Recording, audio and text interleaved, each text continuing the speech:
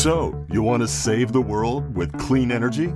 Make money doing it? Confused about the economic and technical realities of residential and commercial solar, batteries, heat pumps, EVs? Want the real-world scoop on new energy technologies, not manufacturer hype? Then tune in to the Weekly Energy Show, hosted by Barry Cinnamon. Insights from Barry's 40-plus years in the solar and energy industry will help you understand the future ways we'll generate and consume energy. And now, here's Barry.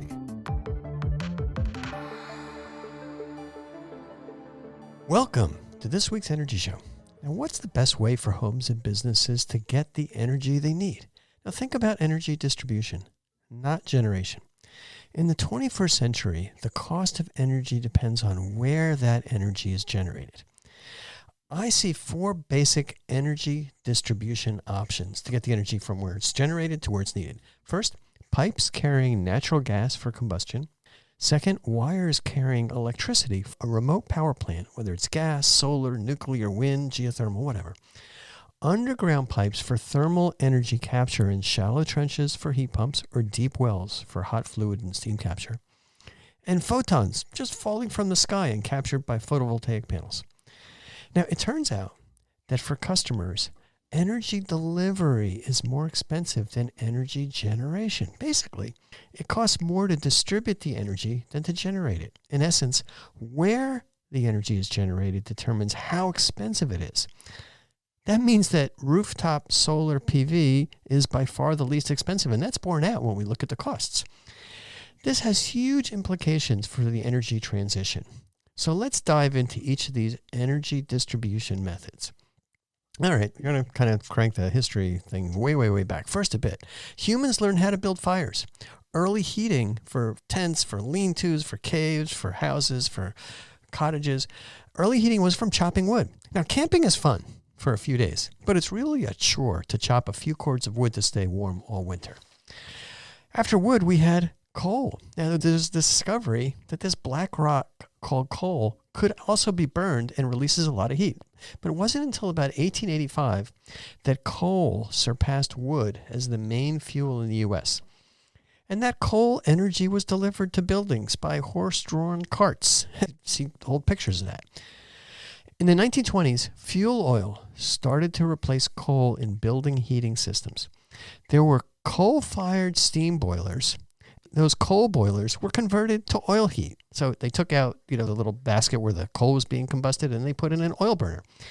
And then that oil was delivered by truck to a tank in basements, sometimes outdoors underground. That's what my family had in the early 60s. All right. Now, methane, also known as natural gas, heating took off in the 50s as the gas pipeline networks expanded through the U.S. Homes were converted from oil to natural gas. So we went from wood to coal, to oil, to natural gas. And natural gas has been the most popular fuel for urban and suburban heating since then, until recently, when heat pumps became popular. So with that history out of the way, let's talk about pipes, wires, underground, and photovoltaics. So almost every city and town has networks of underground natural gas pipes. That natural gas is used for heating and cooking, and it's all delivered from pressurized pipes. Now, sometimes people have propane tanks. That's if you're farther away and there's no natural gas pipes going there. You have a big propane tank sitting somewhere in the yard, and that propane tank is then filled up from a truck that delivers the propane. But these natural gas pipes in suburbs and cities, they've been underground for 75 years or more. Sometimes they leak, and they blow up, explode.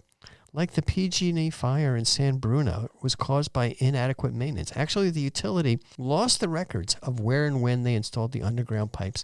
And there were leaks, but they couldn't figure out what was really going on until the leaks got so bad and they caught fire and a whole neighborhood was destroyed. So while we're on the topic of pipes, there's this old concept of heating buildings with networks of underground steam pipes. It's called a district heating system. So basically, you had a centralized steam boiler sending out steam in pipes, high pressure steam in pipes, and then the condensate, as the steam condensed in the radiators or in the buildings that were using it, it was pumped back and then it was turned into steam again. Now, sometimes these systems also had a centralized cooling provision where there were pipes sending out cold water from chillers for air conditioning, returning back warm water to be rechilled. So you had 4 pipes. You had the steam going out, you had this condensate coming back, you had really cold water going out, and you had warmer water coming back for air conditioning. So this district heating and cooling, I mean, it worked at college campuses. Actually, one of my first jobs was replacing leaking steam pipes at a Washington, D.C. college campus. And while I was at a college at this technical university in Cambridge, we used to go on steam tunnel hikes and kind of walk around and check everything out underground. Can't do that anymore. All the doors are locked and we weren't able to open them. Anyway, so this district heating was a pretty good idea last century. Not so good this century. Too much digging, too many pipes, too much maintenance, too much coordination, separate piping network for cooling. And you still need to heat the water with natural gas. Well, we're not going to use wood, coal, or oil. And you're not going to be able to heat water to that degree using photovoltaics. So it's not clean. And utilities like to build and maintain this underground, expensive energy infrastructure. Now, we have to take a step back and say, gee, wouldn't an air-to-air heat pump in every room or every series of buildings be much more cost-effective? Yes, air-to-air heat pumps way more cost-effective. Not even close. But the utilities don't make money on those air-to-air heat pumps, and they're looking at ways of kind of building these district heating and cooling systems again. And in fact, I'm recently seeing some articles about utility-sponsored district heating and cooling concepts. There's even one kind of being talked about in San Jose. Not even close to being economically feasible compared to rooftop solar or utility solar and air-to-air heat pumps. You got to remember that when you're talking about district heating, that works great, but you can't get cold air to air condition out of those heating pipes. So you basically need twice as much equipment to do heating and cooling that most areas need. It's a step 100 years backwards. So this district heating concept is being promoted now by utilities trying to extend their natural gas monopoly and trying to extend their maintenance and the profit that they make on this underground infrastructure. Stick a fork in this stupid idea right now. It's not going to pencil out. So here's the thing about pipes. You have to bury the pipes. There's a huge underground piping network, and pumping fluids or steam through the pipes requires pumps, requires valves, requires lots of moving parts, separate tanks, things like that. It requires a lot of maintenance to ensure the pipes don't leak and burn down neighborhoods or just stop working. And this is expensive forever. This is a big maintenance nightmare. So kind of take a step back, and it's this really geeky from a high level standpoint. I make distinction between matter and energy.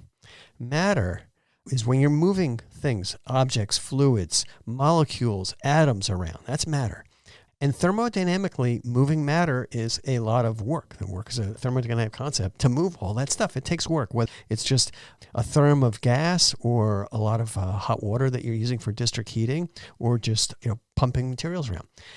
That's all because it takes energy to move that gas or move that liquid from point A to point B, which takes a lot of infrastructure and more energy. So when you're moving matter, it's expensive from a work standpoint. On the other hand, just sending energy by wire doesn't require moving any matter. It's just electrons. Electrons are kind of technically not matter. There's no work involved in moving an electron except for a tiny amount of electrical resistance in the wires. Very, very elegant. Very, very 21st century. And you can move a tremendous amount of energy just on thin wires with no maintenance. I mean, you just look at how much energy you're able to move power lines compared to the amount of energy you need to move in big natural gas pipes. With moving electrons, there's no moving parts. Much more reliable, much better than pipes. But you still need to move that electrical energy to buildings where it's used, i.e. you need to have wires going from where the energy is generated to the buildings that are using it. So you still need to install a lot of equipment. Things like high voltage utility transmission lines with towers. Now, sometimes we're talking about putting those underground, but it's even way more expensive. And then in addition to the long distance transmission lines, you need local distribution substations and transformers to convert the really high voltage on those high power lines down to the voltages that are used within a community. And all these distribution systems, these transmission lines, they need land for the transmission and distribution, and they're going to need a lot of maintenance. Okay, so we talked about moving energy with pipes versus moving energy with wires. Now, what about local energy? And this is kind of a cool concept that, it's something that initially makes sense. Geothermal. It's literally all Greek to me. earth and heat. So there's two types of geothermal energy. There's large centralized geothermal plants, and they started out in areas that are volcanically active. There's some systems like that run by PG&E in Northern California. You don't have to dig that far down. You get really hot water or steam from relatively shallow wells because there's like a volcano underneath. It's right near where there's molten lava. So then you can use that steam that comes out of the ground or convert the hot water into steam to run turbines and generate electricity. So it's a power plant, but you don't have to pay for the natural gas or the oil to generate that steam. The steam just comes out of the ground.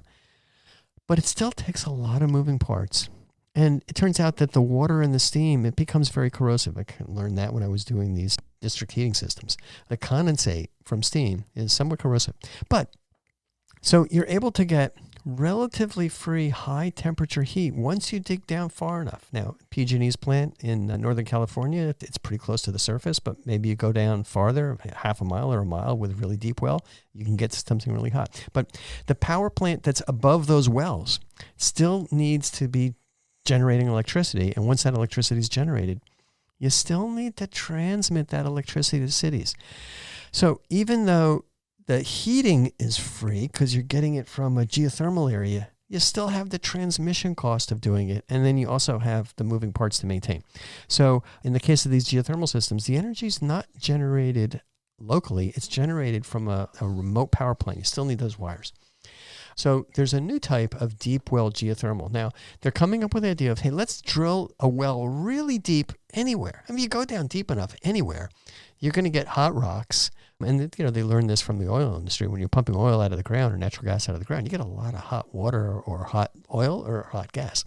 And then from that well, you can build a steam power plant, and the steam is generated from heat from the well. This is all at a very early stage. It's got some potential, but you're going to have to dig really deeply.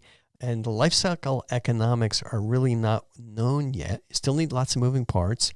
As I mentioned, the water in the steam is very corrosive. So I don't think the economics are going to be really, really that great, especially when you compare to the economics that you can get from a utility scale farm. You still have to transmit that electricity. Now, the second type of geothermal energy has been around for a long time. Typically what you'll have is a network of pipes that are buried 4 to 6 feet deep. And what happens is once you get about 5 feet underground, the temperature of the earth down there, it's about the same. It's like around 55 degrees, maybe a little bit cooler in northern areas and a little warmer in southern areas, but it's kind of stabilizes because the earth's always emitting heat from the central core and it's kind of going up, and the temperature at the surface depends on the air temperature, but the temperature 5 feet down is really kind of fixed. So you can capture that warmish heat from the ground. And what you can do is you can circulate a heat exchange fluid in these pipes. So you have trenches that are, let's call them 5 feet deep, and you're running a fluid through those trenches, and that fluid is always going to be at kind of like 55 degrees. So you can pull some heat out of that to cool the water down, the fluid down. Or you can, if you're running it in reverse in a heat pump, for air conditioning, you'd actually heat that water up, and then you would cool it by going into the ground. And it works, but in order to get the temperatures you need for the building, so if you're trying to heat the building, you're going to need warm air blowing into the building at 80, 90, 100 degrees. So you have a water-to-air heat pump system, pretty common, and then you turn that in reverse, and you can actually get some cold air coming off of that heat pump, just like an air-to-air heat pump, but the thermal source is really these underground heat exchangers. So it's kind of cool, literally cool and hot, but here's the problem with geothermal.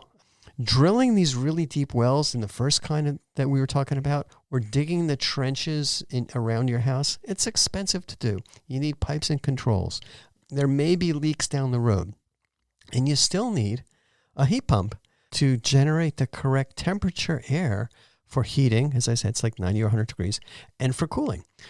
So at the end of the day, you've got equipment in the building that's almost identical to an air-to-air heat pump. But then you have all the extra expenses for wells or trenches and pumps. And I have personal experience with this because I got fired from one of my first jobs after college because I was doing R&D work on a ground source heat pump system. We were drilling wells, 100, 200, 500 feet deep to get down to a constant temperature in an aquifer. And when I'm doing all the analysis, looking at the numbers and looking at the performance of the system, I realized, the cost of drilling the wells and installing the heat exchanger in the ground outweighed the efficiency savings. And what I learned back in the early 80s is even more true now because air-to-air heat pumps are so efficient, so cheap, so widely available. And it costs a lot of money to drill wells. And sometimes you don't know how much, what you're going to encounter when you start drilling wells or when you're digging a trench all around the house. So the numbers aren't going to work out as well for these geothermal systems, at least in homes, compared to an air-to-air heat pump. So that takes us to the last option for getting energy. That's what catches what falls from the sky. It's a photovoltaic system that converts photons in sunlight into electricity. Solar panels are dirt cheap. Manufacturing capacity is enormous. We're cranking them out. There's no doubt, nobody argues that solar is not now the cheapest way to generate electricity, by far and away. We have two flavors of solar power systems. We have utility scale solar and we have rooftop solar. By the way, both of them now are often equipped with batteries so you can get power at night. So utility scale solar, huge solar arrays, big power plants, 10 megawatts, 75 acres. Some of them are even bigger than that. I mean, way bigger than that. Very inexpensive to build on a per watt basis. It's just mass production on a massive scale. Less than 2 cents a kilowatt hour, life cycle cost, including batteries. So you can generate the power really, really inexpensively, in the desert, across the other side of the state, unoccupied land, 500 or 1,000 miles away. But then it's very expensive to build the transmission lines, and it takes 10 plus years to get those lines built. So you get the power from those cheap utility solar power plants to the buildings and the homes that need it. So, at the end of the day, that energy is generated remotely and great, but it's moved very efficiently on wires, but it costs a fortune and it takes a long time to put those wires up. So that kind of brings us to the most reasonable option. Reasonable from two perspectives. It's rooftop solars, although rooftop solar is more expensive to build. Yeah, a small rooftop power plant, 8 kilowatts, or a larger commercial system on a commercial roof like here in San Jose might be 250 kilowatts. Typically, the life cycle cost of those power plants, rooftop solar plants, are 8 to 10 cents per kilowatt hour with batteries. So it might be, 4 or 5 times more expensive to build those power plants than utility scale solar. But two really big advantages that we really need to think about. First, very fast to build these rooftop solar power plants because you don't need to worry about the transmission lines, typically 6 months. And it ends up being very cost effective because you don't have all the costs with running the wires from that distant utility solar power plant to the building that needs it. And, from a financial standpoint, the cost for these rooftop solar plants is paid by the building owner because they're the ones that are going to benefit from the power, not by ratepayers. So when you're looking at utility scale solar, although it's cheaper to build, it takes a long time. It's very expensive to get the right of way and run those utility wires, hundreds of miles. And the cost of all that work is paid by ratepayers and raises rates. So to wrap up, energy delivery from pipes is expensive. It's high maintenance, and it takes 10 or more years to build. And a lot of times what's going through those pipes is polluting fossil fuels.